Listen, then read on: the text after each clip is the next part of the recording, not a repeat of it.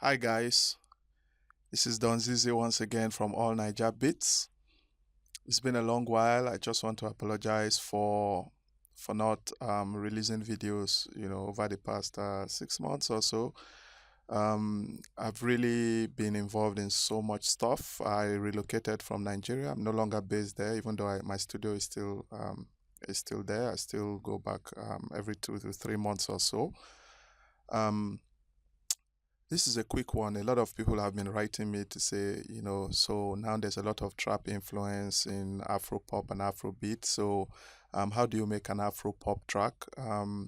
So I've made quite a number, but I made this one just recently, and I felt like I should just take you through and show you the different elements so that you can at least construct something similar when you're thinking of doing, sort of what I would call fusion music, because now Afrobeat is really changing.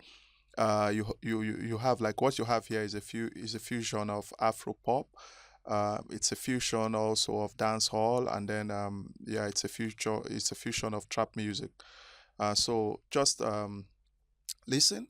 I'll take you through the different elements, and then you can sort of see how the mindset I had when I quickly put together this beat. It's not complete. It's not even mixed. You can see. Um, yeah, but I just want you to at least feel the groove and to understand how you can compose. The other thing is, I get a lot of comments and emails from people saying, "Why don't you just do it step by step from the beginning?"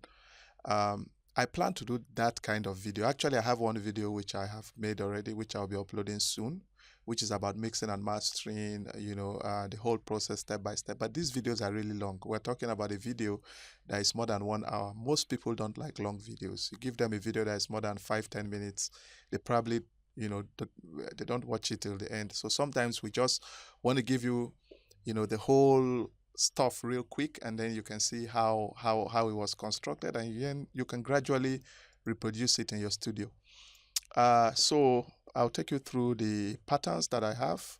The first pattern is it's a drum pattern.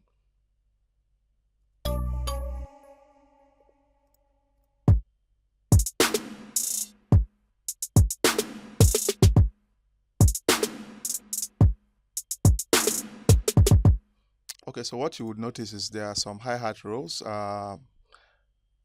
This tutorial is not about hi-hat rolls, but just understand that the best way to do hi-hat rolls in FL Studio is to highlight that section you want to go, choose the particular type of slicing that you want to do, and then you use Control U. When you press Control U, it helps you split it into, a triplet or a quarter note or a full note or a bar or whatever you want.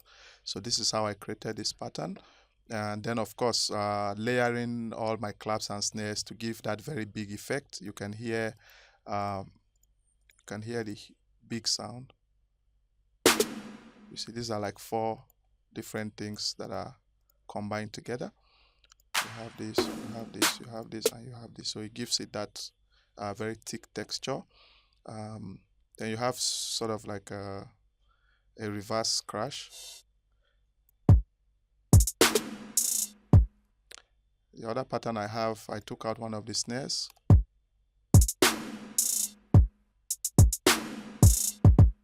Okay. Then this is the main vamp.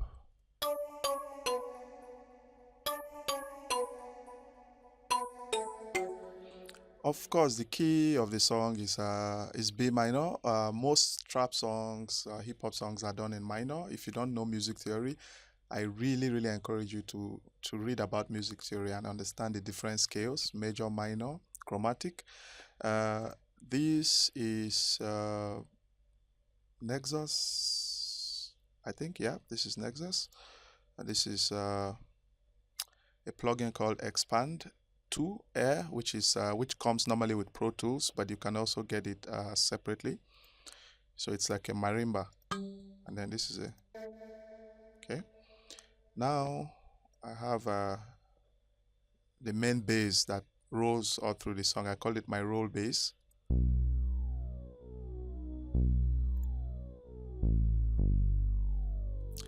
Yeah, this is silent. Now, This bass is not a specific preset. You can see it's initialized. I actually created this bass myself. You just need to understand how to use your filters, how to increase the resonance, how to use all the different sections. That's a tutorial for another day, but I created this bass just the way I wanted it to sound. Then you have the click.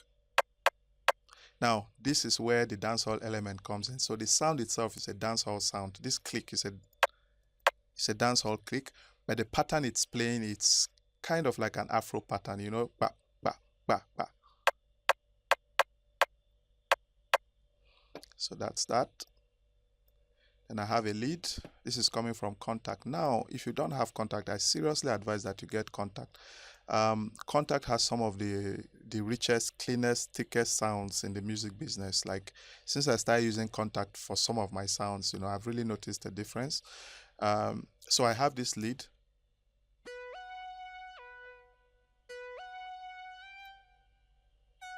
This is from a library called Pure.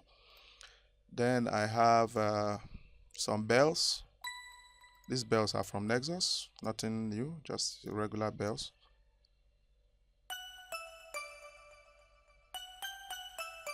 Same bells. Then I have a percussion loop I created.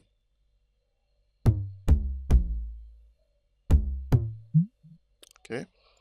Then I have this sound also coming from Contact. This one is coming from Rain. Rain is a library.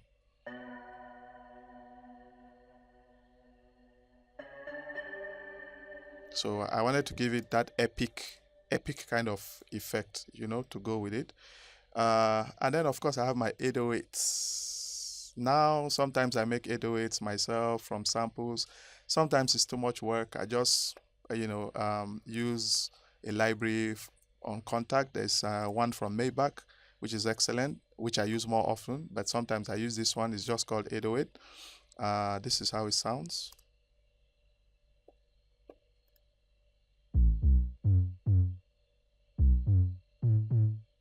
Now, you might say this does not sound like the typical 808. Yes, because I have another bass that's playing in the song.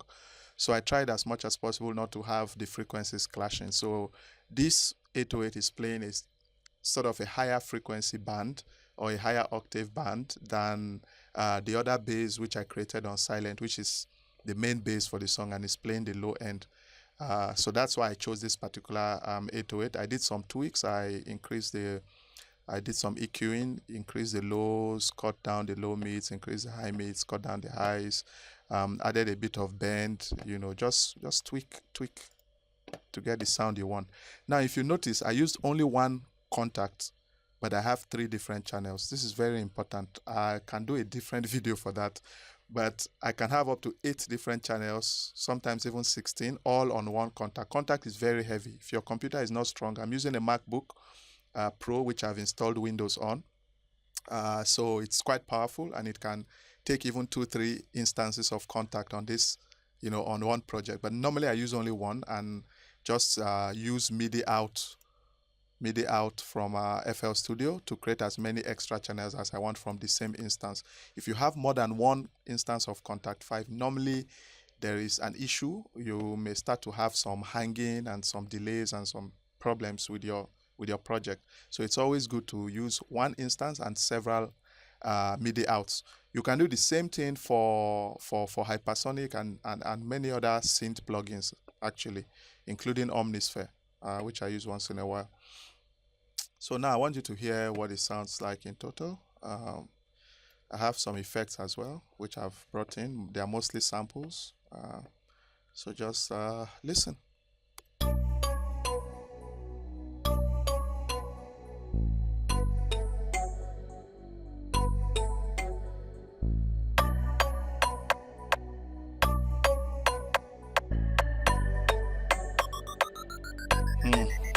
Yeah. Wine for me now. Everybody wine for me now. See the way you want it down. And I wanna put the one down for me down. And just see the way you come with the down. See the way you wanna come down. See the way you really wanna come down. And it doesn't come to a come down. And even the guy, even if it be there. Feel like rain. Let's go there.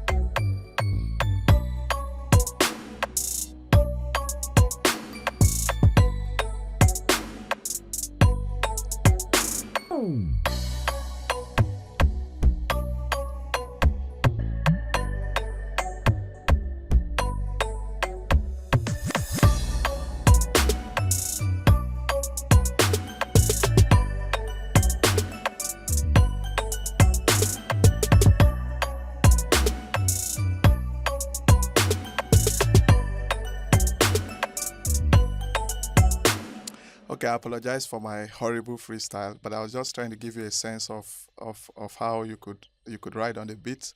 Let me just take the beat one more time.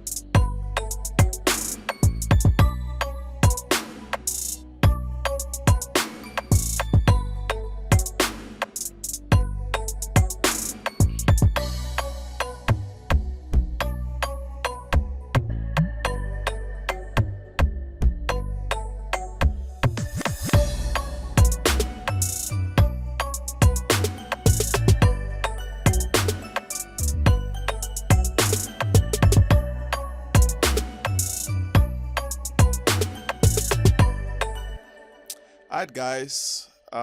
It's been a good one. It's your boy Don Zizi once again. If you like this beat, if you want something similar, if you want me to do beats for you, mixing, mastering, if you want tutorials, if you want one-on-one support, whatever you need, just shoot me an email on allnaijabeats@gmail.com.